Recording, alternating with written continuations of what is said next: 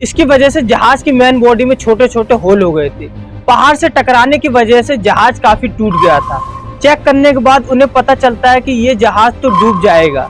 तकरीबन 12 बजे रात को एडवर्ड ऑर्डर देते हैं अपने क्रू मेंबर को कि डिस्ट्रेस कॉल भेजो। लगभग 1500 लोग इसमें मारे गए।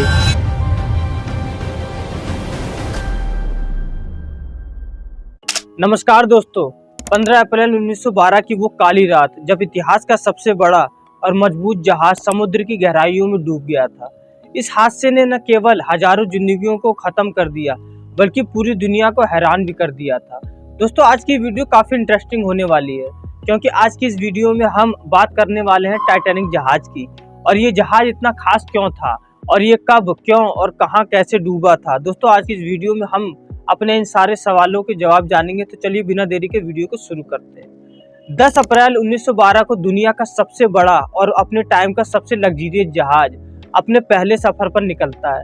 दोस्तों, ये जहाज साउथहैम्पटन से न्यूयॉर्क जा रहा था और इसके अंदर हर तरह के लोग बैठे थे। इसमें बिजनेसमैन से लेकर एक्टर तक मौजूद थे और इस जहाज की कमान संभालते थे 62 साल के senior captain Edward John Smith. जहाज में बैठे सभी लोग बहुत खुश थे क्योंकि ये दुनिया का सबसे बड़ा जहाज था जिसकी लंबाई 269 मीटर थी और ऊंचाई 53 मीटर थी।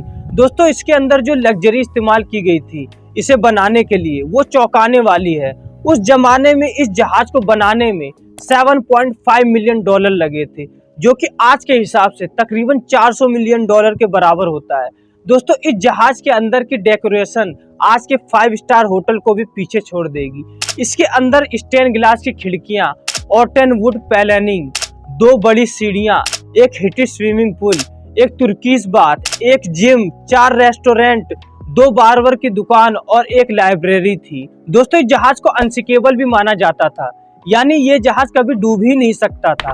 व्हाइट स्टार लाइन कंपनी ने इस जहाज को बनाया था और इस कंपनी के वाइस प्रेसिडेंट फिलिप एस फ्रिंकुल ने इतने कॉन्फिडेंस थे कि ये जहाज कभी डूब ही नहीं सकता। लेकिन अपने सफर पर रवाना होने के 2 दिन बाद 12 अप्रैल 1912 को टाइटैनिक को आइस वार्निंग मिलने लग जाती है। यानी दोस्तों, ये जिस अटलांटिक ओशन पर तैरकर अमेरिका जा रहा था उस रास्ते में काफी सारी बर्फ की चट्टानें मौजूद थी। 40 किलोमीटर प्रति घंटे की रफ्तार से ये जहाज आगे बढ़ रहा था। उसके 2 दिन बाद यानी 14 अप्रैल 1912 को टाइटैनिक को 7 आइस वार्निंग दी जाती है कि ये जहाज संभाल कर चलाया जाए क्योंकि समुद्र में काफी बर्फीली पहाड़ियां हैं। लेकिन कैप्टन एडवर्ड और उनके क्रू मेंबर इन वार्निंग को अवॉइड कर देते हैं। धीरे धीरे रात हो जाती है और टेम्परेचर नीचे गिर जाता है। दोस्तों, इस 14 अप्रैल की रात की खास बात ये थी कि इस दिन चांद बाहर नहीं आया था, जिस कारण काफी अंधेरा था, कुछ साफ नजर नहीं आ रहा था। रात के 11:39 पर फ्रेडरिक फ्लीट नाम का एक आदमी जहाज के क्रॉस नेस्ट में बैठा होता है कि अचानक से ये अपने सामने देखता है कि एक बड़ा सा बर्फ का पहाड़ बिल्कुल उनके सामने आ गया। उसके बाद वो जल्दी से नीचे इन्फॉर्म करता है कि जल्दी से जहाज को मोड़ो। उसके बाद जहाज को लेफ्ट साइड में मोड़ा जाता है, लेकिन तब तक देर हो चुकी थी और 11:40 पर जहाज जाकर बर्फ की पहाड़ से टकरा जाता है। और दोस्तों, इस बर्फीले पहाड़ का साइज 200 गुणा 400 फीट था।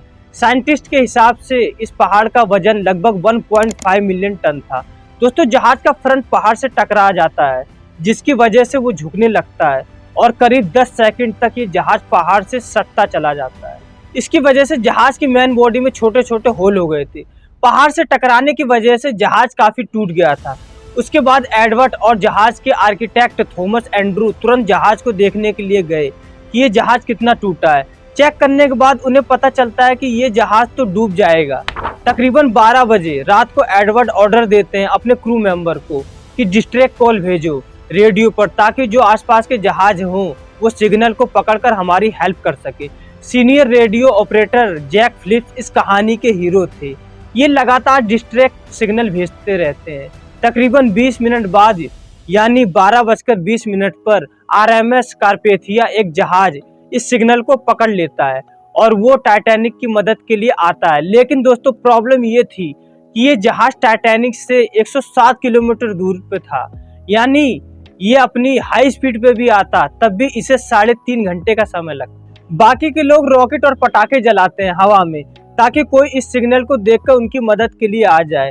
इसी बीच एडवर्ड ऑर्डर देते हैं कि पैसेंजरों को लाइफ बोट में रखा जाए ताकि उनकी जान बचाई जा सके। इनमें से कुछ पैसेंजरों को बिल्कुल डर ही नहीं लग रहा था, क्योंकि उन्हें लग रहा था कि जहाज तो अनसिंकेबल है, ये डूब ही नहीं सकती। इसलिए जब पहली लाइफ बोट उतारी गई तो उसमें 65 लोगों की सीट थी, लेकिन उसमें सिर्फ 28 लोग ही गए। लेकिन धीरे धीरे जहाज झुकने लगा और पानी भरने लगा। तब सभी लोग पैनिक होने लग गए।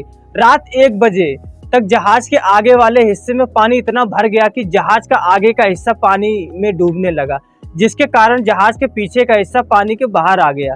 जब खतरा बढ़ने लगा तब सब लोग एक दूसरे से लड़ने लगे लाइफ बोट में बैठने के लिए। लेकिन प्रॉब्लम ये थी कि सिर्फ 20 बोट बची थी, जिस पर लगभग 1200 लोग बैठ सकते थे, लेकिन जहाज में 2200 लोग के करीब थे।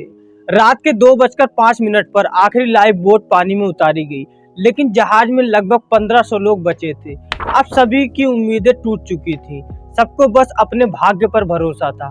आई विटनेस के अनुसार करीब 2:20 पर जहाज 2 टुकड़ों में टूट गई और फिर धीरे धीरे पानी के अंदर डूब गई। दोस्तों 3 घंटे भी नहीं लगे इस कभी न डूबने वाले जहाज को डूबने में।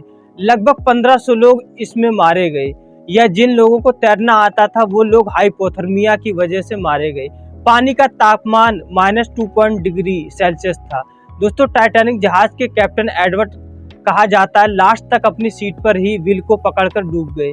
तो दोस्तों ये थी टाइटैनिक जहाज की पूरी कहानी, किस तरह से ये जहाज डूबा था। आशा है ये आज की वीडियो आपको पसंद आई होगी। बहुत बहुत धन्यवाद।